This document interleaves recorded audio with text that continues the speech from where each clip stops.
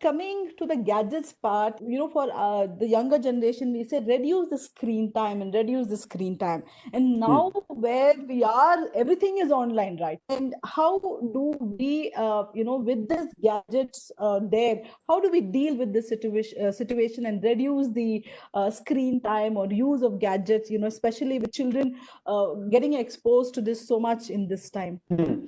Many times in life, when it comes to gadget-free lifestyle, I tell a Bible verse. This verse says, I have the freedom to use everything in life, but I know I will not get addicted to any of it. So this is something I very clearly tell children and tell them saying, you can use phone, you can use TV, you can use laptop, but you know when you are getting addicted. What are the signs of you getting addicted? Da da da da da is what I tell them. So now let me tell you how exactly this works. Okay, so this LED's addiction, this light falling on your eyes and something happening in your brain because of that itself is the process where you say, okay, I have only this much time. Like my child uses phone only when he eats, and then the child eats for some days, and then the child stops eating and says, now extend this time for me. I want to watch it after I eat also. Now again you tell them saying, okay, 5 minutes after you eat. Okay, and then now the child says, no, it's not eating time now, I know, but I want to watch it. Give it to me. So that's how it goes when I say condition and then give them, and that condition slightly expands, and then this condition is removed and completely they take over it. So that's what is happening. So there are many parents who kept telling saying, I will not give gadgets to my child, and very like they were very strict. Now right now it's all online, they can't do anything about it. This journey, this curve of getting introduced, and then the gadgets taking over them, and then them demanding for the gadgets, and because of that all the tantrums and everything is going to happen, or it's already happening at some houses.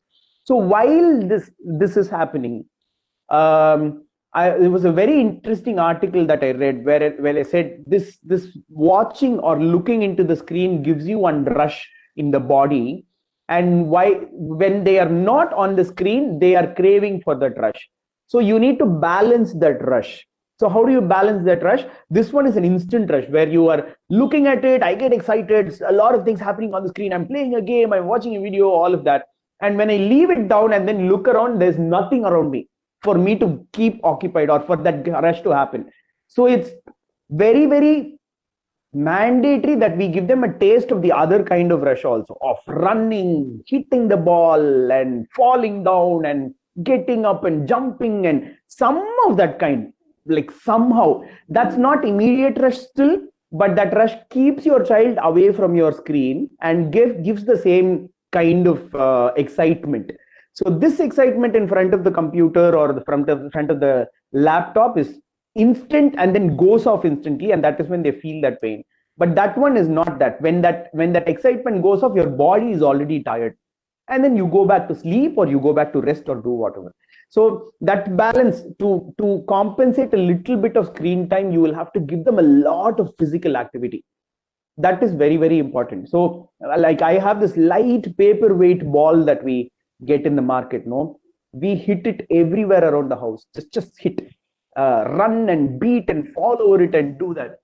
It will not break anything in the house. It's the light paperweight ball that helps me. The other thing Absolutely. is I have a rope hanging in my house where my daughter is always hanging and climbing and falling down and doing all of that. So small things like this that they can engage. Maybe that punch ball will work, the doll where we punch, that will work. Something to compensate this excitement of the screen time, I think should be fine. So there's no gadget time for you. There's always gadget time, and compensate it with your physical time.